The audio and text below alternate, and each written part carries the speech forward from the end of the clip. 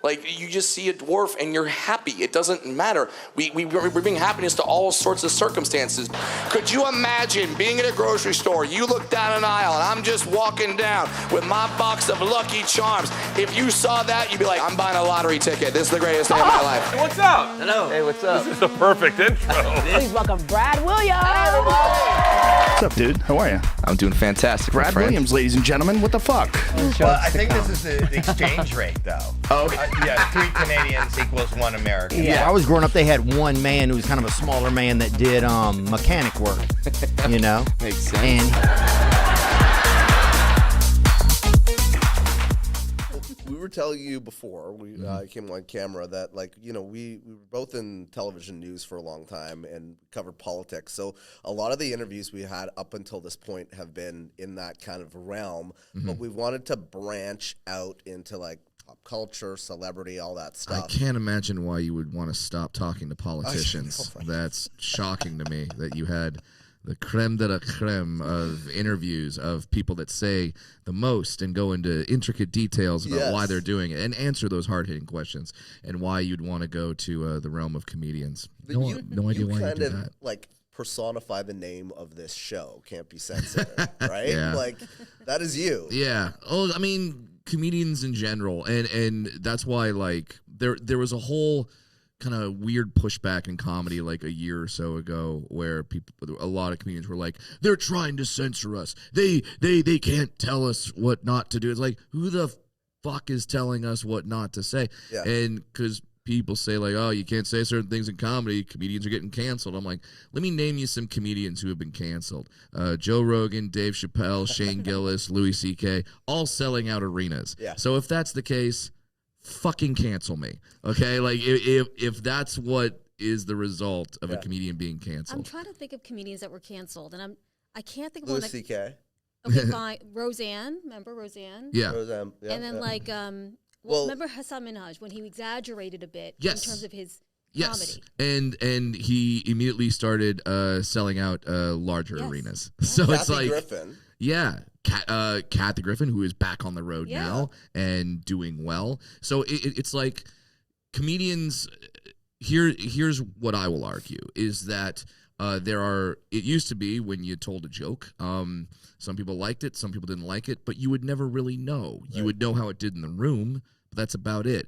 Now, because of social media and everyone has a podcast outlet, some sort of thing, now those people who got angry can offer that voice and say, like, hey, we didn't like that. And they can say why people should not consume your comedy. But then there's also going to be the people that do. Yeah. So I don't think too much has changed. It's just people are louder with their criticism. And now I can go on my phone and open up an app and be like, oh, this guy hates me. This guy wants me to die. This guy, oh, that person likes me. Okay, cool. But I think there is like some sort of like, everyone has a line. Like everyone's Definitely. like, you know, there is some self-censorship in a way, right? 1,000%. So what are your lines?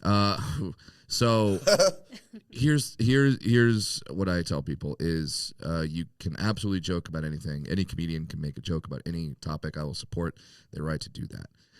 Some topics are harder than others. And some topics, there are certain topics that if you go into it, certain people will be in an audience, and if they even hear a word, if they hear the word, let's just use it as an example, if they hear the word abortion, Right. the asshole immediately puckers and their brain goes, no, absolutely not. This is not funny. And that's their choice. I'm not saying they're wrong. I'm saying, so when you do a joke about a certain topic, yeah, you do run the risk of people immediately being shut off, so the joke has to really be good. But you name almost any topic, I could give you a comedian or a specific joke who did it successfully and talked about it successfully. So there is a way to do it. And a lot of it is intent. Who are you? What do we know about you? Where is your point of view coming from? If your point of view is caring or more or less supportive, you can make more edgy jokes and people trust you. But if you have the character of being an asshole and you're always an asshole and then you say asshole things, people are more like, oh, they mean that. Yeah. They mean what they said, and we're not going to tolerate that. Have you ever been quote unquote canceled? Yeah. A few times. For what? Let's see. There was, man, Like, Do you know? Do you want to talk about Do it you or not wanna no? talk there's just multiple times where Yeah. I've said something on a podcast. It got people isolate just one little bit of audio and say this is his view, and it's like, no, I'm a comedian. I'm telling a story. I'm telling a joke. I'm telling humorous, what I hope to be humorous exaggeration. And sometimes my jokes fail. That's the thing as a comedian, where a lot of people jump on comedians' necks for stuff that they say on a podcast, or they're trying to be funny, or they try to tell a joke that isn't funny. We have to be allowed to fail. I'm not going to go at 100% clip. I'm not going to bat 1,000. There's going to be times where I say something and it's not funny. And the best way to find that out, the only way to find that out, is to do it in front of an audience. Yeah. So I can write a joke and think this is going to be great, and then I tell a joke. All right. For instance, last week, okay, I was in Evansville, Indiana, and I was at the concert for the Offspring because they were in Evansville the day before I was. So I was like, cool, I'll go in early. I'll watch my boys, the Offspring. And I'm friends with the guitarist. And he says, hey, we got Brad Williams here. And I ran up on stage. Now I'm on stage in front of 10,000 people. And then he gives me a microphone. Yeah. I'm like, oh, I assume he wants me to be funny. I had not planned anything. I did not know anything. So I said this. I said, it's great to be, and this is 10,000 people. Yeah. I've never said this before. I go, it's great to be here with the Offspring, and it's so nice to hear a band who plays and sings in English. And everyone, some people clapped, some people got very angry, and I paused, and I go, yeah, because I watched that halftime show, and that wasn't English. Now some people are getting very upset. And the singer from The Offspring, Dexter, is looking at me like, who the fuck is this guy? He doesn't know me. Yeah, right. He's like, who is this guy? What is he doing? I go, that wasn't English. And I go, what the hell is ba with the ba, da bang, diggy, diggy, diggy? Like, that's not English. And then it switched, and everyone's like, oh, he did a thing. Now, I didn't know how that was going to go. Yeah. I had never told that joke before. Mm-hmm. That could have gone horribly wrong. But do you think it went horribly wrong? No, it did not. But that's because it worked that time. Yeah. There will be times when you say something and you think this is going to be really good, or it might be edgy, or it might be fun, and then it goes horribly wrong. You talked about like comedians that like have been canceled and have come back. Yeah. But do you think some comedians cave to that pressure? Definitely. A lot of it has to do with, like, why do people know you? Where did they get their introduction to you? If the first time people are introduced to you, it's because of a scandal, that's what they know you for. Yeah. And now they don't have any built up goodwill or any reason to defend you. It's just like, oh, that person did that, asshole. Like, and you're screwed. So they have to know you first as being funny. They have to trust you. And then, so that way they kind of know your personality. And if you step outside the lines or say something offensive that some people don't like, your fans will be like, no, that's not who that person is. So, and some people do cave. And that's, I can't say never cave, because there are certainly topics where you should, apologize and say that was wrong. I can't tell you those right now. It's kind of like that old definition of pornography. I know it when I see it. Okay. Well, we were having a debate when we were coming down here this morning about, this is not a comedian, but it was on a podcast. And I was like, this guy basically commented on the appearance of a prominent public figure in Canada. And my opinion was like, well, this guy's like a cancer survivor. He's like black. Like, it was kind of, it could be interpreted as like racist. And I was like, he should apologize for it. And she was like, no, don't. No. Why? Because, well, I've worked in politics, you've covered politics, but like, when we talk about politicians, we talk about them in terms of what we think about them, right? So how do they look? How do they act? What are they doing? And the words that he said, this person is not attractive enough to be elected to be prime minister. Yeah, I was just started laughing, but I was just like, that's a dick thing to say. No, yeah, but he did. It's not racist. It's not nothing about cancer. It's like it's the most lame, mild thing you could say. The longer quote was, his white blood cell count is not as attractive as it needs to be. Wait, now am I gonna get canceled in Canada? No, No, you won't. there.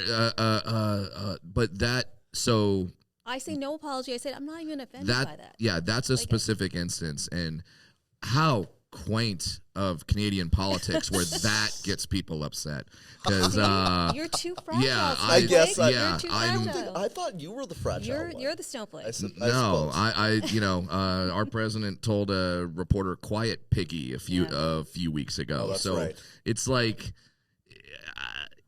I never want to say this is off limits. This is fine because as soon as you draw the line, comedians are gonna go right up to that line and be like, "Whoa, is this too far? Is this too far?" And they're gonna poke the bear. That's our nature.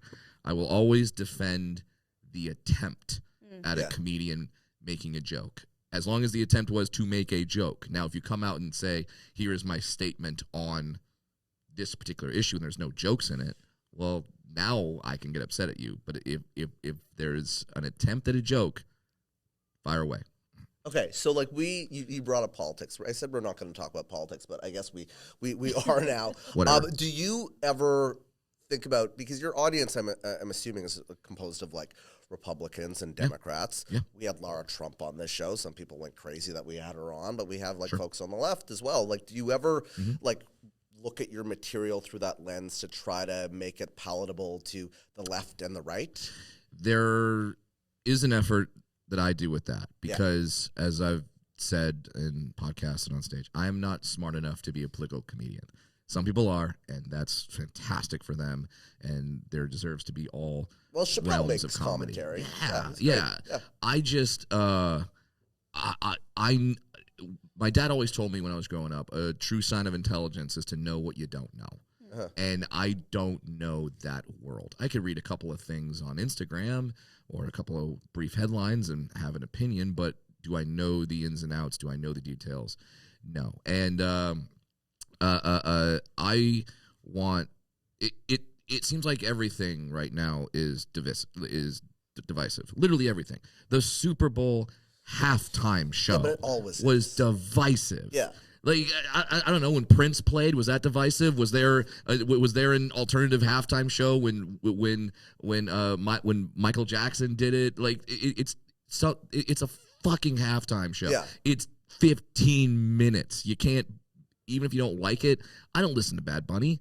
I'm not a Bad Bunny Are you a fan. Kid Rock fan? I am actually. So did you watch The Turning Point, or did you No, watch the? I watched Bad Bunny. You watched Bad Bunny. because it was on, Yeah. and I watched it. Kid Rock came to my show in Nashville, There you go. and he invited me to his house afterward, and I went to his house and I hung out with him, and I told him his home is decorated like a Fuddruckers. I told him that, and so it's like, I don't want my comedy show is a place where I don't care who you vote for. Are you a good person? Cool. Come laugh. Everything gets, I don't want this whole country to be, well, if you're a Republican, you drink this beer, you eat this food, you listen to this music, you watch this movie, and if you're a Democrat, you do this. Like, I don't want that. Well, we're in that black and white phase right now, though, right? Where it's like there's You're either no with there's us no, or against us. Yeah, You're exactly. either, you Everybody's know. very tribal. Yeah, I have a reoccurring nightmare, and this is real. I've talked to my therapist about this at length, where I wake up one morning and Trump has tweeted, "Brad Williams is a great comedian." That is my nightmare. Not because I don't like compliments. It's because, and that doesn't say my politics is one way or the other.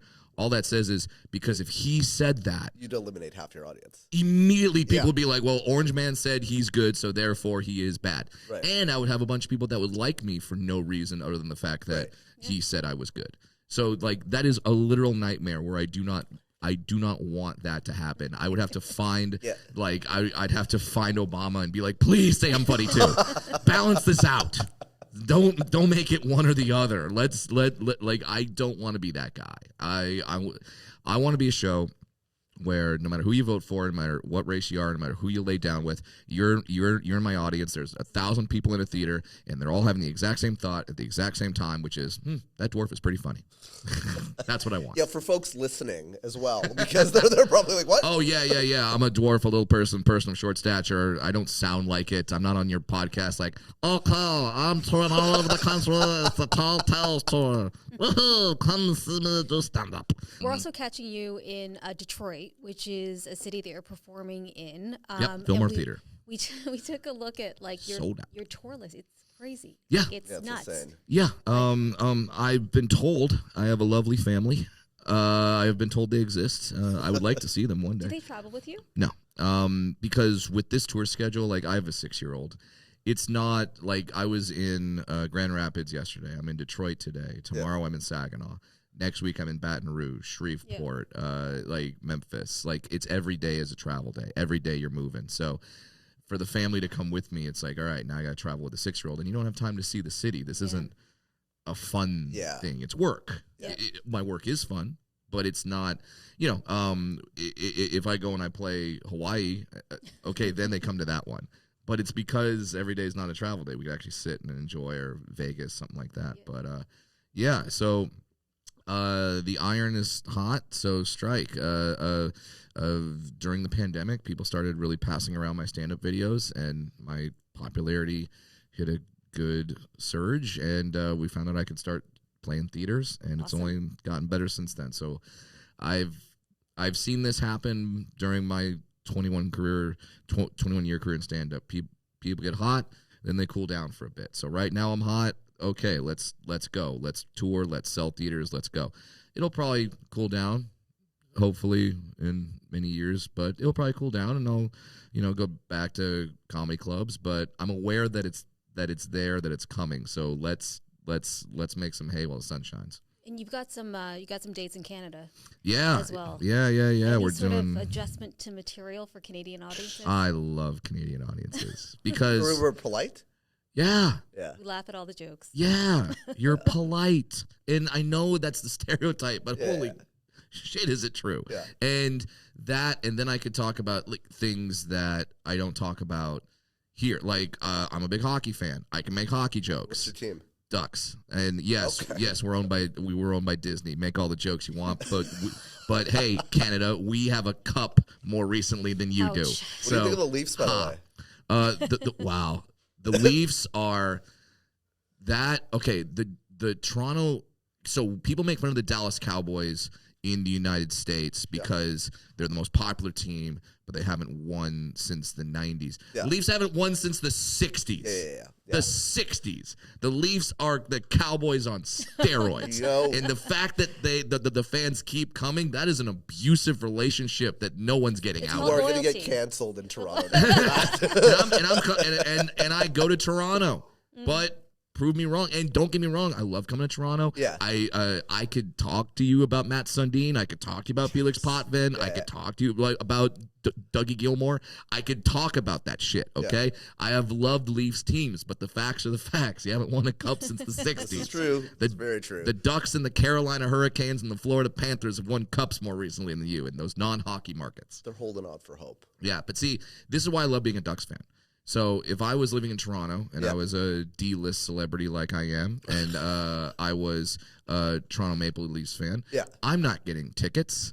I'm not getting... Yeah. The tickets are insane. I'm not getting good treatment, but I'm a Ducks fan.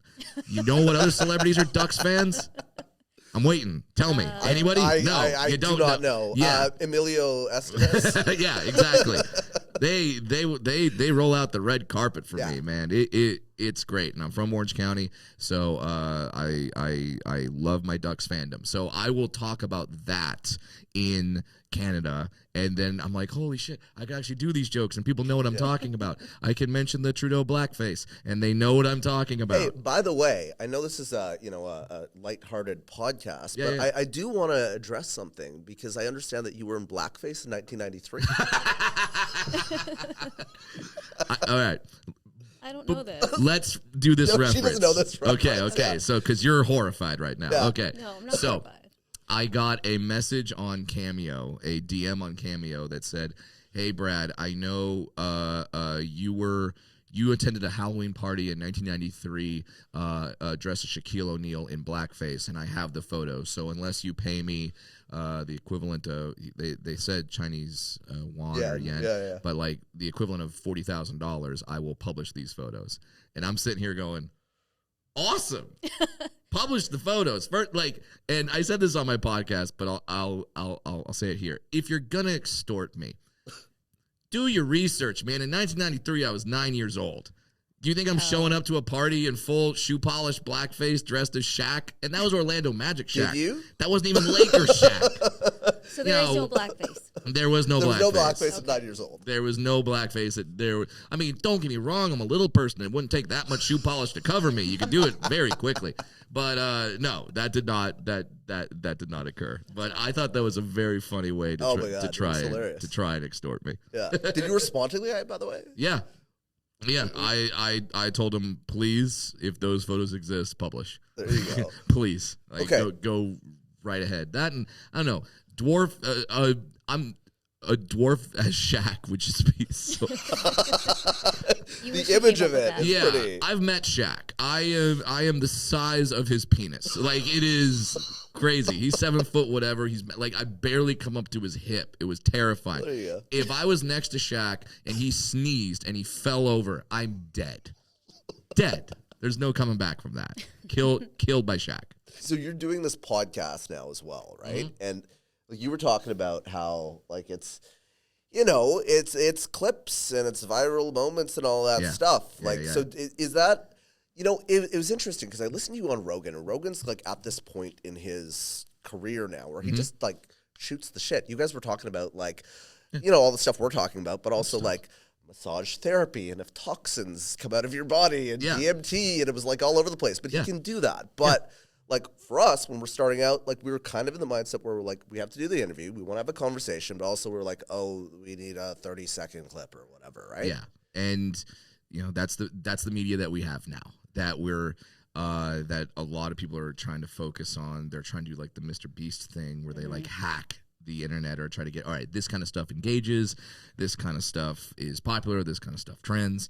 And I'm of the mindset that will give you a couple clips, but it's not going to last. I am of the mindset of be authentic, be good, be funny, and that will sustain. God damn it. Yeah. Well, see, because I was going to say, we should do this experiment where you're like, this is the craziest shit I've ever done. And then storm out, and then we'd run the clip the day before, and then everybody's gonna be like, "What the hell was said?" Yeah, and then the whole podcast, they're all waiting for it, and it's just us talking. Yeah, exactly. I never storm out. They're like, he was gonna storm that. And is there a more adorable storm out than a dwarf getting angry?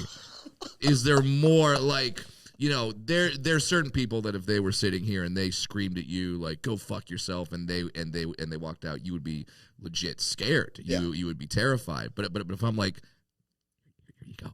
But if I was sitting here just like, you know what? That's bullshit. This is over. Interview done. Fuck off. That's so cute. That's so cute. That's like you did it for us. Yeah, I did it for you. So that's like there's an old we'll see how that goes. Yeah, there's an old cartoon clip of it's like an old Tom and Jerry thing where the cat has a son or whatever and he's storming off or that's what I feel like I look like when I walk off, like a little cartoon cat just getting mad and walking away. I'm scared. I was scared. Right you were not scared. Yeah, well, but for a different way. You're scared of average sized people if they get mad because you feel physically threatened. For me, if I get mad at you, you're like, you could cast a spell. He will consult the elders. That reminded me of the time when we were working in news, and Mike Tyson. Oh yeah, was sitting next to our colleague. Yeah, the colleague asked kind of a inappropriate question. I think it was a producer in his ear that told him to ask the question. Oh, man. Mike Tyson stood up and just stormed off. Just went nope. He cussed him out. Approached him again at the desk. Well, and this is the thing, right? The security the security comes in. There's an incident in the newsroom, and then they see Mike Tyson on the couch. They're like, I'm not doing anything. Nope. So one time I was at the Hollywood Improv, and I do my set, and then they have a green room that's upstairs, and like so the comedians are kind of like high up, and they could watch the other comics, but people don't really know that they're there. So I do my set, and I go around this back entrance, and then I go back up to the green room, and I open the door, and there's Mike Tyson, and it's just him and like his manager. They're the only ones in the green room. So I'm just like, hey, and he goes, oh man, you were so funny. That was great. Do you want to smoke a joint? And I'm like, yep. Yes, I do, Mike Tyson. I will smoke a joint with you. Smoked a joint with Mike Tyson. I smoked a joint with Mike Holy Tyson. shit. I'm not even a weed guy, man. But when Mike Tyson goes, smoke a joint with me, you're like, okay, Mike Tyson. It was just the wildest thing. And there's moments like that in this career where I just sit back and go, I wish I could go back to 19-year-old me when I started, be like, this shit's going to happen. It's bonkers. Okay, so let's talk about when you were 19 you started, because from your Wikipedia page, it says that... Which is always the best research, by the way. Definitely. All right. I don't even know what's on my Wikipedia page, so this is going to be fascinating. That you were at a comedy show, and someone, whoever the comedian was, made a joke about little people. Yep. And then you were one of the only people that laughed. They pulled you on stage, and you made a couple... Is this true? This is true. This is all true. Yeah, so I was in the audience. The comedian started making midget jokes. Half the audience is laughing. The audience that's sitting around me is like, and the comedian notices and goes, why aren't you guys laughing? These are funny jokes. What, is one of them here? And I just raised my creepy little hand in the air, and he called me up on stage, and he started asking me questions. It wasn't just ask me questions. He's like, I want to talk to you. Ask me questions. I answered the questions honestly. The answers got laughs. And that was the moment where I was like, oh, I need to do this. But wait, did you think, that, like, did you ever want to be a comedian before that moment? Or was that when it entered your head? I wanted to be a comedian the same way a kid now wants to be Spider-Man. Sure. Like, you want to do it, but you have no idea if that's real or how. Like, I don't know how that would occur. Like, at the time, I didn't know how to be a comedian. That was just something, it's a fantasy. You thought you were funny. Your family thought you were like... I mean, I was funny. I was always, the jokester of the family, but like that's not a viable option. But then I never even thought I could do it. But then I told those jokes, and I wasn't even trying to be, like I said, I wasn't trying to be funny. I remember he asked me what I did for a living, and I'm a 19-year-old kid at the time, growing up in Orange County, California. I was doing what a lot of kids in Orange County do for work. I work at Disneyland. I said that. Audience laughs, and I turn to the audience and say, fuck you, I'm not one of the 7. And then it still gets a laugh. I love that, my first joke. Anyway, but they laughed, and I was like, oh, that felt really good. Was it like a little bit of a high? A bit. Yeah. I'm talking right there. Like it wasn't a bit. That's a high that I'm still chasing. So it's and at that moment, I'm like, holy crap, this feels good. So I started looking up open mic nights, and I remember I went to an open mic night just to watch, to be like, okay, well, I'm not ready yet, but let's see what my competition is. Yeah.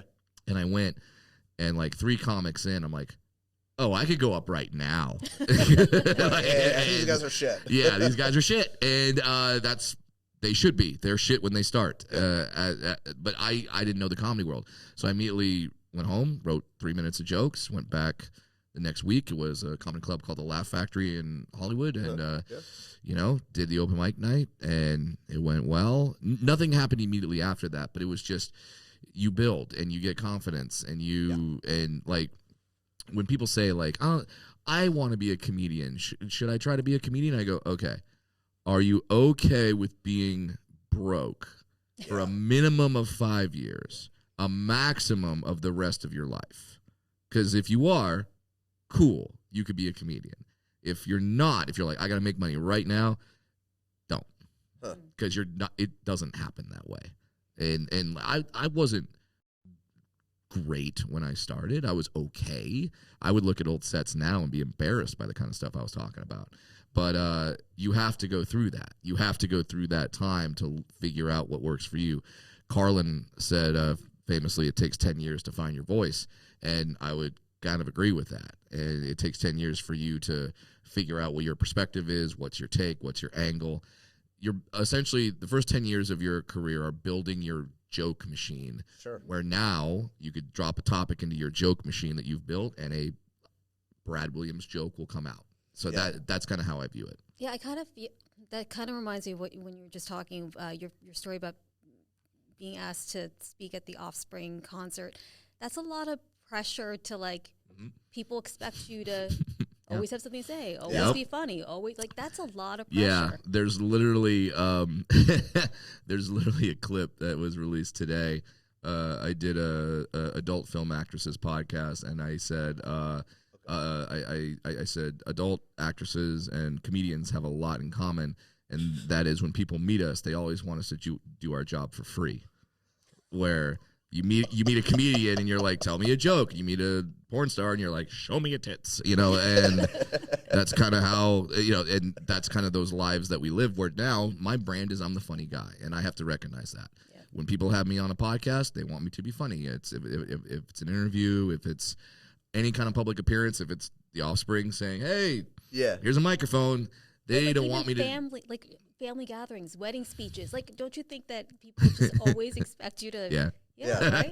But that's what I've built. Yeah, I guess Also, it's not, I don't want people to think like I hate this, because my job is to entertain people, and I really like doing it. My job is to make other people happy and make you laugh, and I really like that job. It's fun for me, okay? All right. So, and it's fun to be the funny guy. It just feels scary to me. I guess I'm not cut out to be a comedian. So, in Seinfeld has a great joke about this, and a great observation, where people, and this is real, people fear public speaking more than death. Yeah, that's true. And his joke is people would rather be in the coffin than giving the eulogy, which is very weird for me, because I am more comfortable on stage with a microphone in front of 1,200 strangers than I am at a wedding and making small talk at the reception. That's awkward for me. I don't like it.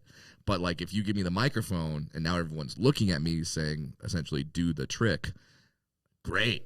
Right. I'll do the trick. I know how to do this. This is fun. So it's very strange for me that I feel more comfortable public speaking than I do not public speaking. Do you ever bomb still? Yes. Yeah? Yeah. Well, like, I don't bomb for the whole set too much anymore. Yeah. But I still do jokes, and they still bomb. I try them out, and they don't work. And then I have to make the decision: do I tinker? Do I try to adjust? Do I fix this, or is that just hopeless? Is that just a bad premise that I cannot make funny? There's one joke in my act. I won't tell the joke, but it's. When I first told it, it bombed horribly. And then over the past literally like 3 weeks, I've just been adjusting, tinkering, and now I've finally got it to work. And it's such a satisfying. I'm not crafty. I can't build things. Yeah. That's me building something. That's the satisfaction of me building something. Do you kind of look at the world, though, through like that lens? You're like looking for material, like the urinal bet, which is hilarious. Did you immediately know in that moment? Well, you probably should do it for context. Yeah. So I've a bit, one of my more famous jokes where I talk about how in every men's bathroom there's always a tiny urinal. Usually. And that, Canada has different disability laws. Canada. See, I'm mad about the Maple Leafs, and you can be mad at me for that. I'm mad because you don't have my fucking urinal in your bathroom. Gentlemen, when you are in a public bathroom, stay the fuck away from my urinal. See, the men are laughing because they know what urinal I'm talking about. The women are like, he has a urinal? Yes, I do. I have a urinal. In every single bathroom across these United States, it's required by law. There's always 2 or 3 urinals that are way up here, and there's always one that's way the fuck down there. That's mine. That is my urinal. You do not use that urinal. That is reserved for me. That is reserved for your 5-year-old son, Zachary. And that is reserved for any man with a 2-foot dick, okay? That is all. The true story is me and my comedian friend, who's very popular now. His name is Adam Ray. He plays Dr. Phil on the Kiltonian Netflix and stuff. Nice. He's fucking killing it. But there was a time where I got there was a charity auction to bid on courtside seats of the Lakers, and I bid on it. and it was cheap, and I just expected, well, someone's going to outbid this, and no one did, and I won them, and I'm like, I can't afford these seats, but I can now, because it was a really low ball. So I took him, and there's this section where like the courtside people get to go to this like little private area with snacks and bathrooms and stuff, and in between quarters, I walk in to the bathroom, and Star-Lord himself, Chris Pratt, is at the urinal, not the dwarf urinal. He's at a proper urinal. Okay, he's at the proper urinal for him. Right. But there is a guy at the dwarf urinal, even though there's a bunch of others that are open, and I stand. I just walk, because now I have an audience. Yes. Now I have Pratt, and I'm like, all right, I want to make him laugh. So I walk up to this dude, and I don't know who this guy is. He's got a courtside seat to the Lakers. He could be a CEO. He could be a billionaire. I don't give a shit. I walk right up to him, uncomfortably close. Right. Stand right behind him. While he's going. Yeah, while he's going. Yeah. He doesn't know I'm there, and I just right behind him, and I go, just your luck. You're taking a piss at the dwarf urinal, and a dwarf showed up. And he looks, he sees me right, he's like, no fucking way. And Pratt just started busting up laughing. And I'm like, yeah, God, yeah. But so as a comedian, to go back to your original question. Which is if you look at the world. Is that I'm never not in search for the funny mode. Yeah. I am always in search for the funny Yeah. mode. Because there's bits everywhere, which drives my wife crazy. I was going to say, that's a job hazard for your wife and your family, right? Because they could, and their friends. yes, because even when it's a serious moment, like a moment I should be present and acknowledging and whatever, I'm always in searching mode. And that's just how the brain is wired, where I'm always looking for bits, where I'm always looking to find the funny in whatever situation. Does she ever get annoyed with you when you're yes. like she's like, there's more. Turn off, stop? Yes. So some couples have a safe word for sex. My wife and I, this is real. Yeah. We have a safe word for Brad, stop joking. Can you tell us what it is? Yeah, cephalopod. And cephalopod? Yeah. Do I even know what that is? word You're right. It's like an insect, like, right? It's no, like it's a mollusk. It's like a squid. Mollusk, right? It's like a squid or an octopus. Cephalopods. It's a very difficult word. Yeah. Okay, I want to talk to you about words, since we're talking about words. Yeah. The M word. Oh, ha. Yeah. Which you said there's this whole, like, do you feel ever like you have to represent a community? I know that a lot of folks are pissed off at you. Yeah. I'm not going to say it. You can say That's it. Okay. So when you're talking about the M, as in M&Ms. The M word being the word midget. So here's my view on that word, which is why some little people do not like me. A lot or some? I don't know. Yeah. Some, because I've been to I'm going to open up so many tangents here. Yeah. I've been to a dwarf convention where I performed. There are dwarf conventions. They're really great. They're wonderful. A chance for a bunch of little people to get together and share stories and how they're dealing with the world. And it's a great chance, if you're single, to bone. Yeah. So I've gone and I've performed at these dwarf conventions, and I've had people loving it. And I have seen little people in the audience, and they come up to me and they get it and they love it, and I'm so thankful. But as I mentioned earlier in the podcast, there are some words and topics that for some people, they don't care about the context. They hear a word and they just go, no. Yeah. And for some little people, the word midget is that word. I don't care what the context is. You said it, bad. And that's them, and that I can't change them. They're not wrong in their feelings, but they're not necessarily right either. So for average sized people ask me all the time, like, what should I call you? Like, that's that thing. And it's like, all right, dwarf, little person. Those are the two okay ones. If you want to go super PC, you say LP. LP? Yeah, little person. Okay. Yeah. Midget's the one that's bad, that you're not supposed to say. But do you get offended if somebody says that to you? No. Okay. It's all about intent. Right. Because I've had people call me that word in a loving way, and so here's the story. Yeah. One time, I did a show in Odessa, Texas, and during the show, there was a heckler, and I shut him down. I embarrassed him in front of the friends, and he got kicked out. At the end of the show, as I'm walking out, that heckler has waited for me, and he's in a pickup truck. Right. And I walk out, and I see lights turn on the pickup truck, engine revs. He starts driving towards me from across the parking lot, and he leans out his driver's side window and yells out, "Kill the dwarf." Now, in that moment, I didn't stop and say, "Thank you for using the correct nomenclature. Thank you for saying dwarf." No, it wasn't the dwarf part that offended me. It was the kill the. Yeah. It doesn't matter what he says after that. Thankfully, me and the opening act, we jumped in the car, and the opening act did the move where he went into like a field, did a bunch of circles, dust kicked up, and then we were free. So yeah, I've had some stories. But so to me, it's all about intent. Why are you saying it? And also, are you privy to the fact that that is a word that offends? If you are fully aware that this word is a word that people don't like, and then you say it anyway because fuck them, now I don't like you because your intent was to hurt. Yeah. Your intent was, I don't care about your feelings. I'm going to say this anyway. Yeah. And I'm sure you could link this topic with other topics that are going on. Yeah. And, Yeah. But like, so if you have a word or a term that you do not like to be called, I'm going to do my best not to say it.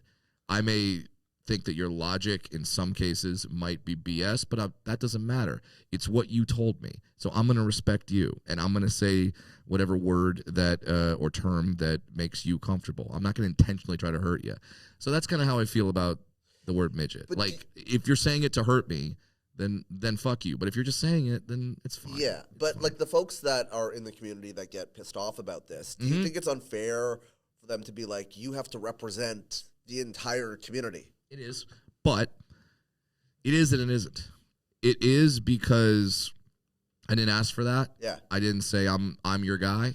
But it is fair because we have so few representatives of our group that for a lot of people, it's what I talked about earlier, it's their first exposure. For a lot of people, when you say dwarfism, little person, midget, whatever, they think Peter Dinklage, Brad Williams, Wee Man, like those are their reference points. So without asking or without trying to be, I am kind of a representative for You do feel for responsibility. The group. Yeah, Yeah. I do. Okay. And I don't want to completely look at the feelings of my group and say, well, I don't care. Yeah. Sure. I want to be sensitive to that. So I'm trying. And I'm not always going to be a perfect representative. I'm certainly not. I'm going to be flawed. I'm going to say things, do things that are not symbols of the entire dwarf community. But I'm going to do my best to be someone that they can look at and be like, yeah, that's our guy. And more importantly, that my daughter can look at and be like, yeah, that's my dad, and I'm proud of him. Okay, I think you touched on something here, because when you were younger, I understand, tell me if I'm wrong here, that your dad would kind of run through potential insults that you might get and come up with comebacks. Yep. My dad, tall guy, average sized man. My mom, average size. My parents are not little people. We looked in our family tree. We can't find any little people. Yeah. Dwarfism is a genetic mutation. So technically, I'm an X-Man. But he had the foresight to see that I would be bullied in school. He didn't try to ignore that. Yeah. So his philosophy was that he was going to bully me first, but in a supportive way. So he would make fun of me at home and then say, okay, hit me. Hit me back with something. Okay. And then when I had nothing, he'd be like, all right, let's work on that. And we would write comebacks, and we'd write comebacks for potential insults that I would hear on the playground. And so it's weird that we did that. It's amazingly intelligent by him, but he kind of trained me to be a comedian from day one, inadvertently. But so would people go to my show and I say something and they yell out, "Leprechaun"? You don't think I haven't fucking heard that before? Sure, yeah. You don't think I'm not trained? You don't think I don't have 9 comebacks right now for you? Okay, so are you going to take that approach with your daughter? Like, how are you going to navigate this? Yes, absolutely. I have lived this life. I have experience in this life. I have insider information where I know how it's going to be. Thankfully, so far it's been great. We go to a really nice school, and the parents have been really good about teaching their kids that my daughter is just like them, just smaller, and they've been really nice. At some point, it's going to happen. It's inevitable. Right now, my daughter's very small, very cute. When we're out together, people don't look and stare at her. They look and stare at me. Fine, I'll take that. But there's going to be a time where her age will outgrow her size. Right now, at 6, everyone just thinks she's a 2-year-old. But she's 6 years old. When we tell people, they're very surprised, or they'll say things like, "She knows a lot of words," and I'm like, well, "Yeah, she's 6." Like, she's talking. Yeah, she's 6. So I will have to prepare her for that. Now, will I do the exact same way my dad did? I'll do a version of it. I'll do, but I will say, hey, some people are going to say some stuff to you. Here's how you do it. Here's how you navigate that world. And if that doesn't work, my wife is a 4th Dan black belt. There you go. So they will. There's 2 ways you're gonna get it. You're either gonna get it from me ripping jokes and ripping your family apart, or you're gonna get it from my wife, who will literally break your face. Brad, we end on the uncensored rapid fire. I had to look to remember the name of the show. Oh, good. Uncensored rapid fire from Can't Be Censored, Yes. the podcast. Yeah, no, it took me I a while. love that you say the podcast. It's kind of like Spaceballs. Spaceballs, the towel. Spaceballs, Can't Be Censored, the podcast. It's good. It's branding. Come on. Worst insult you ever heard that actually made you laugh? Ooh. About me? Just in Eh. general. All in right. general. When I dropped my kid off at school one day, one of the other kids called me not real dad. Like, started chuckling. I was just like, wow. If you weren't a kid, I'd put my foot through your chest. But all right, not real dad. Okay, so that happened. Okay, this one goes back maybe to what your dad taught you, but best comeback you've ever delivered. Oh, the very first one. When a kid first day kindergarten came up to me and said, "Ha ha, you're little," and I said, "Ha ha, your mom doesn't live with your dad anymore." I grew up in Orange County, California. I had about a 75% chance of getting that one right, and I did. Kid cried. It was awesome. There you Oh go. my God. One thing tall people don't appreciate.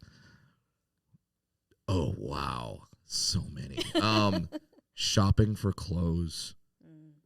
Like shopping for clothes, because shirts fit me. Pants, different deal. I got to get them tailored. I got to get them adjusted. I got to get them. So, yeah. Shopping for clothes, renting cars, hopping into a hotel shower and being able to adjust the shower head. These are yeah, because sometimes I get in that shower and I'm like, fuck me, like I'm just like, because it's bent some weird way. So those are things. Being able to change a light bulb. There's a lot. Okay. There's a lot. What's the weirdest thing a fan has ever asked you to do? Oh man, that I can't say that on this podcast. You can say it. Let's hear it. Try it. To have sex with his wife That's not weird. in front of him. Is that Yeah, that weird? happens often. Yeah. By the way, But here's all right. You know how you have moments in your life where you go, "How did I not see that?" Yeah. I've been in hotels my entire life. I've been because my life is on the road. I only found out recently, like 2 years ago, that the chair in hotel rooms is called the cuck chair. I had no idea about that. And then I'm like, what? It's a cuck chair? And now every time I go to a hotel room, you will never not see this.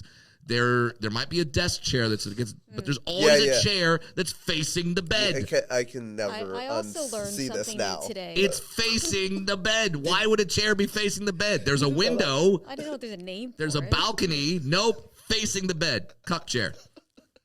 Okay, wait, no. But the follow-up to that is, did you do it? No. No.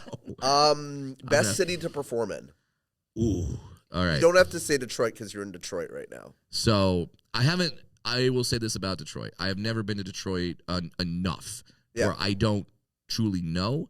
I did get protested one time around here. Really? Yeah. For what? There was a comedy club it's closed now, but it was in Livonia, Michigan, which is not too far away from here. It was called Joey's Comedy Club, and a group of little people found out that I was going to be there, and they came to the club and protested because they thought that all I did was say the word midget and kind of exploit myself. Right. So they protested the show. They were out front with picket signs, and the joke I make is they weren't picket signs; they were 3x5 cards. But I remember when it happened, I invited them to come watch the show, and some of them did, and nice. it changed their mind. It changed their perspective. So I haven't been here enough to really rank Detroit, but my favorite city to go to is Denver. I love Denver, Colorado. They have an amazing comedy scene there, and I love my favorite cities to perform in are blue cities in the middle of red states. If I can find it, like an Austin, Texas, Austin, Denver, Nashville. Why? It's a perfect balance because it's not too far either way. The sides kind of keep each other in check because the people have to live amongst one another. So the blue people aren't too blue, the red aren't too red. Right. So I love blue cities in the middle of red states. That's a perfect balance for comedy. On the flip side, is there the worst city? Mm-hmm. Want to say it? Depending on when this goes out. It's not Toronto, is it? No. Toronto's a great city. Like I said, Canadians, fantastic comedy audience because they get it. Yes. They get it, and they're polite. And so here's a very Canadian story. Yes. I was doing the Montreal Comedy Festival, and which is one of the reasons why. Just for laughs? Yeah, just for laughs. I've done it many times. But there was one of my first times performing there. I go on stage, and before I even say anything, a guy yells out from the audience, a Canadian, just goes, "Oopa Loopa!" And then I look at him, and he goes, "I'm sorry about that. I should not have said that. I'm sorry. I'm sorry. I'm sorry, everyone. Proceed." And I was like, that was the most fucking Canadian thing ever. That was amazing. I love that. So, like, I love Canadian audiences. I truly do. I go to Winnipeg, Calgary, Vancouver, obviously Montreal, Toronto. Yep. Like, they're great. So there is a town I'm going to next week. I won't say the town, but it's the worst. It's the fucking worst. But you can't leave us hang. Well, I guess I can't say the town. This is not going to air by the time you go to that town. I don't. But it's okay. It's fine. The last time I was there, I was doing a club, which is way different than doing a theater. Yeah. So I don't want to say they're just horrible, and then I go and have a great time, and I'm foot and mouth. But the last time I was there, I had to tell the joke. The joke would not get a laugh. I would explain why the joke is funny. That would get a laugh. When you have to explain the joke. Yeah. I'd be like, all right, now that's funny because X, Y, Z. They'd be like, oh, yeah, that's fucking funny. Okay, we got the last one here. Okay. You've got fame. Sure. I imagine you have some fortune. I have a couple of bucks. Okay, sure. There you go. You've got family. Yep. Is there anything else that you are still chasing? Duck season tickets. I want them. I don't have them yet. I could afford them. It's just like talking to my wife about making that investment. No, I want Duck season tickets and I want Broncos season tickets. I'm a huge Denver Broncos fan, and like I'm good. I'm good right now, and it's amazing the fact that people spend their money to get a babysitter, maybe pay for parking, get dinner, get a hotel room, and come in. I'm responsible for their evening, and if their evening is good or not. I do not take that responsibility lightly. I want everyone that comes to my show to get their money's worth, and I don't want you to walk out of the theater going, "Oh, we just wasted fucking $100 or whatever on that." I want people to have fun. It's really important to me. So I take that responsibility very seriously, and I work really hard to make sure that you guys will get your money worth if you come to my show. And I've got a great life right now. Yeah. It's really great. I don't want to be this guy that comes out. I'm not going to be one of these guys that talks about my horrible childhood. No, I had a fucking amazing childhood. I was a little person. Sure, I got made fun of a couple times, but I had fantastic parents, worked really hard, got a great sister, love her, and got an amazing wife, kid. I got 2 dogs. Life is good right now. Yeah. It's really great. And I think about Tom Hanks was quoting somebody else, but I don't know who the person was or the philosopher or whatever, but he said life is all about the balance where is life shitty? Is life horrible? Is life awful? Is nothing going right? This too shall pass. Mm-hmm. Is life great?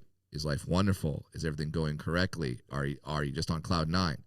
This too shall pass. Yeah. So I try to remember that. So when things are good, I try to remember, okay, it's good, but there's a dip coming. And when things are bad, I try to remember that it's going to go up again. And right now, things are really good, and I'm very thankful for it. Well, this was really good as well. I want to thank you. Yeah. You're very generous with your time. Thank you. So much. And my time on this podcast, this too shall pass. Thanks, Brad, appreciate it. Yeah, appreciate you. If you like this episode and want to see more, don't forget to like and subscribe. Thanks for listening and watching, and we'll see you again next time.